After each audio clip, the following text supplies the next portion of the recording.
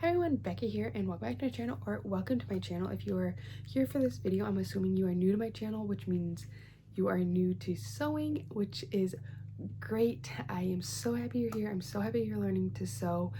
The biggest thing that keeps people from learning to sew is starting out threading their machines.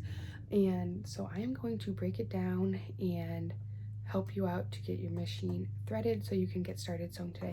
This tutorial will be helpful for about 90% of machines. The only thing that I am not able to go over and show you is if you have a front loading bobbin. I will talk about it, but it's one of those things that if I don't actually have it, it's kind of hard to tell you.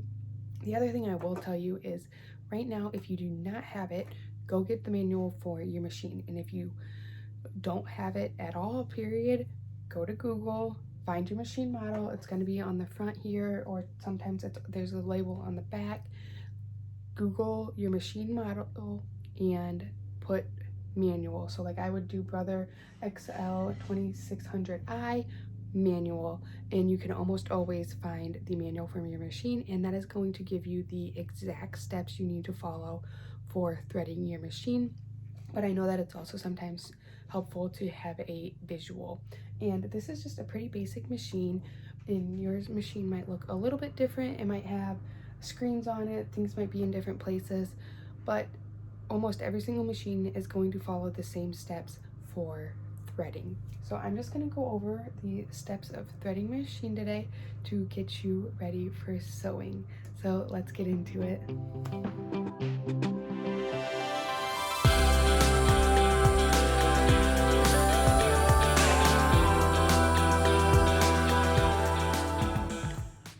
Alright, to get started, we're just gonna go over my machine, and your machine will have all of these components in one way or the other.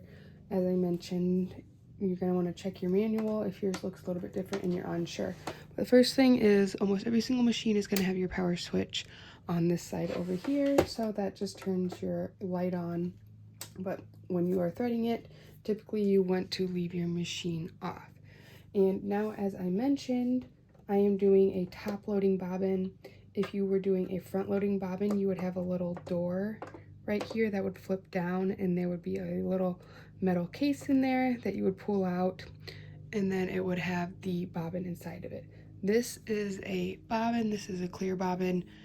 They also have metal bobbins, so that is going to be specific to your machine, and the type of bobbin is also specific to your machine. There's many different kinds of bobbins and sizes, and you're going to have to find that information in your manual for your machine. But if you had the case, you would pull the case out. This is going to be pretty general since I can't show you. And then you would take the bobbin out, you would wind your bobbin, and then once it was ready, you would put the bobbin back in the case, and then on the side of the case, there's usually a little like crack in it, and you would pull your thread up into that crack and leave about an inch in, and then just pop it back in and shut your door, and then your bobbin would be threaded. That's about as good as I can help you without actually showing you for that one. But you're going to have a bobbin, and I will show you how to thread your bobbin here in just a second. But you have a spool spindle up here at the top, and you can see mine is vertical. Mine also telescopes, so that means it goes up and down. I also have one that detaches if I wanted to use a second one. So that's what that is. But yours may be horizontal as well, so it may come out sideways and be kind of in the back of your machine. And that's perfectly fine. But if you have that, you're going to want, so it would look like this basically on your machine. You might not even be able to see it from your front angle. But what you would want is you want to make sure that there's a stopper. There's usually like a disc looking thing that slides on the side. Otherwise your thread is going to fly off. So you would put your thread on and then put the stopper on the side. If you don't have a stopper, you can do something makeshift, wrap a twisty tie around it or pipe cleaner or something like that, but otherwise it's going to pull your thread off. If you have a horizontal one, your thread will just sit right on there and stay by itself. And then you're going to have thread guides up here. You're going to have this U looking area on a machine, And then down here you'll have your needle, your presser foot, and then like I said, you're gonna have your bobbin. And then over here, this is your hand wheel, and that's what makes your needle go up and down, which I will show you as well.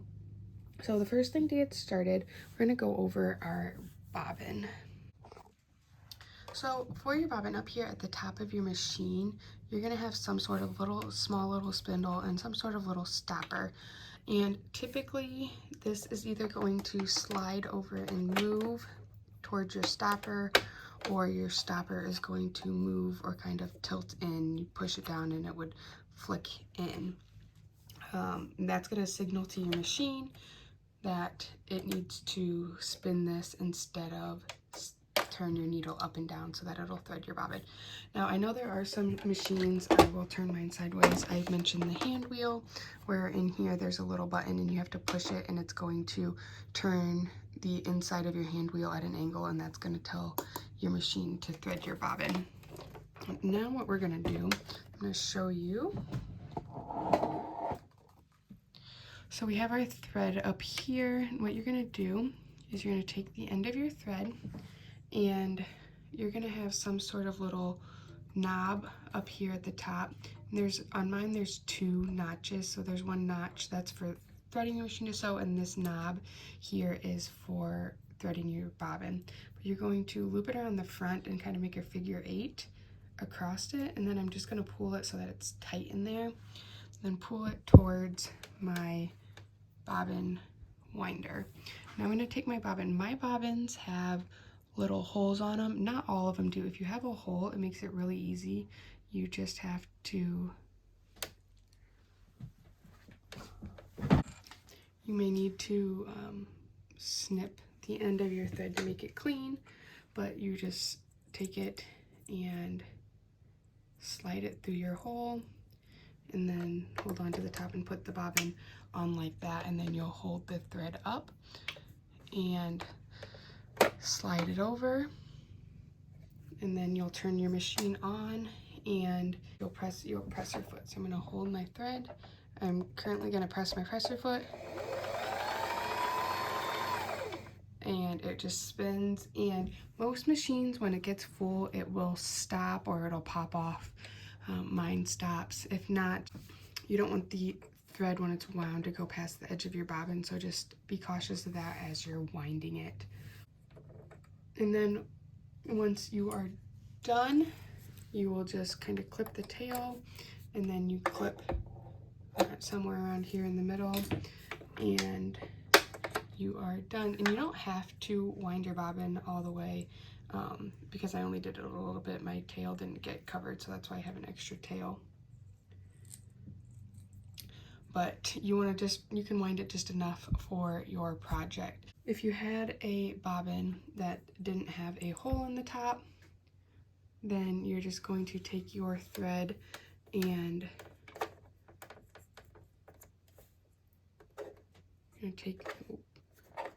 take the thread and wind it around a few times, and then just kind of hold it on the top like that, and then put it on, slide your bobbin over, and wind it. And this way is a little bit harder because sometimes it likes to just spin, so you got to make sure you kind of overlap your tail as you do it. And if it keeps going, that means you wound it the wrong way. So you can see mine, the thread comes from behind and it spins clockwise, so you have to wind it counterclockwise to start it off by hand. That'll mess it up and it won't wind the other way. And then you just put your foot down and you're done. So then I'll just snip it here and pop that off, and now my bobbin is wound. And so now I'm going to show you how to actually thread your machine. So we're going to pull our thread out of this guide here, and like I mentioned, up at the top you're going to have some sort of little notch here to put your thread in. It's called a thread guide. You're going to put your thread through there, and then you're going to go down here and back up, And so you can see there's nothing up here to catch it. So that means I need to spin my hand wheel. When you do your hand wheel, you always want to turn it towards you, never spin it backwards. You can see that little lever in here, and it actually is kind of like this in there. So it has a loop. So you pull your thread all the way back and then pull it forward and it catches in that loop. That's called your thread take-up lever. That's what actually pulls your thread and makes it move. And then you're going to pull it down here. And then let's zoom into our presser foot area. And you're going to have some sort of thread guide at your needle. So we're going to put that back behind through there. Usually it's some sort of little hook that goes right at the top of your needle. And I will show you, if you don't have your needle in, you're typically going to have a little screw on the side, and you will just take your needle, and there's a flat side of the needle, and you're going to face the flat side towards the back, stick your needle in that hole up as far as you can, and tighten your screw. That's how you can put your needle in and change it when needed. And now you're just going to thread your needle. So you're just going to take it, if you don't have a automatic threader, and pop it through the eye and pull it out the back. A lot of needles nowadays also have a little channel in them that you can push your thread up against, and it helps feed the thread through the eye. If you have a automatic threader, which is what this is, it's going to look like some sort of little mechanical thing here. You're going to pull it down, and then it rotates forward. So it's called automatic, but you have to do everything manually, but it does thread it for you. So this is all me doing it. So you're pulling it down, rotating it, and then now there's a little hook that goes through the eye of your needle, and you're going to pull your thread under this hook here, and then under there, and you want to pull it out across, and then it just pulls your thread through. Sometimes the little hook doesn't always make it through the eye, but you just take it down and do it again. And also, if your needle is not in the right position, it is not going to twist forward. So that again is, you're going to hand twist your needle until it's in the right position, and then it's good to go. And so now we're going to do our bobbin. So for the top loading bobbin, you are going to, there's going to be some sort of cover on it. You're going to take the cover off. Mine just pulls this little part here, and you are going to pop your bobbin in. Typically, again, check your machine manual, but typically you're going to want your tail of your thread going out to the left of your machine.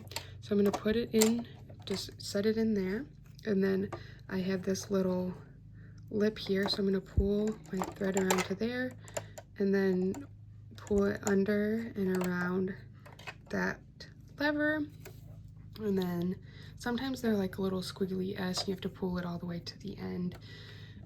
But there's typically just some sort of little guide that you pull your thread through and or around, and then you're going to hold your needle thread out. And again, we're going to hand crank, spinning it towards us, down, and that pulls my thread around here. And you're going to just keep pulling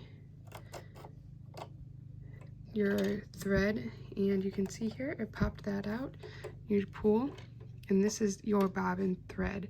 So you need your bobbin thread. That's what makes the stitches on the back of your fabric, and then this thread through the needle is what makes it on the top, and that locks them together. And so then now you just pop your case back on, and your machine is threaded and ready to go. Another thing I will add then, when you start to sew, right here, this is your presser foot, and that's what holds your fabric in place as you sew. So you're going to have some sort of lever. Mine is right here. It's either going to be right here or in the back of your machine, and you may have to reach around and find it, but that is what you are going to put your machine down, and that's what you're going to put down before you go to sew every single time. And then when you're done sewing, you will pop that up. You may have a button on your machine that does it if you have a newer machine, but most machines are going to have the lever here. A couple things I will add: when you are done sewing, when you pull your fabric out, you want to make sure that your thread take-up lever is at its highest point. This is your hand wheel. Again, we are turning everything towards us every single time, never backwards. Your stitch width, it's typically going to be up here. You may have a mechanical one, but you're going to want that in general around a 2.5 to 3. Your tension, you're going to want around a 6 or 7. And then your stitch length, usually around a 2. And if you're doing just a woven, you're just going to want a straight stitch. So those are just a couple of things to remember. And then you're going to have a back stitch button. It's going to have this arrow on it somewhere. You can't really see mine. It's just a gray, but it's kind of like a U-turn button, and you will press it. You need to back stitch 3 or 4 stitches at the beginning and at the end of every single seam that you make.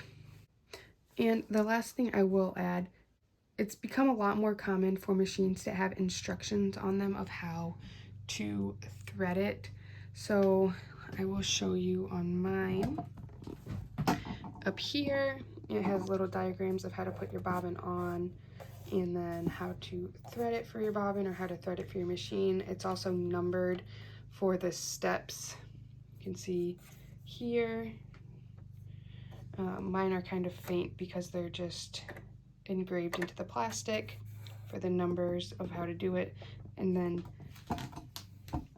down here it has a diagram for the bobbin showing me that I need to pull my thread this way and then over and around. And there's another diagram here for it. So you can also check your machine for those diagrams, but then again, your manual. All right, now you have your machine threaded and you can start on a project. I'm gonna be doing some videos later on of some great beginner projects like scrunchies and things like that that you can do with just a straight stitch on your machine to get used to sewing it. I'm also going to be putting together some stitch practice pages where you print them off and you sew just on the paper along lines to practice your stitching. So when I have those available, I will link them in the description so you can check down there to see if they are available yet. If not, stay tuned. They will be available shortly. But as I mentioned, if you had any questions, check your manual first specific to your machine, and most likely that will answer the question. If you still have questions, feel free to leave me a comment below, or you can find me on Instagram. You can reach out to me there, and then that way if you wanted to send me a picture of your machine or something that I could look into it a little bit more and be a little bit more specific, you could do that. My Instagram is Sewbex. That's SEWBEXX, and I would be happy to help there, or you could just follow along. So if you haven't yet, make sure you subscribe to my channel for any future videos. Thanks for watching. Bye.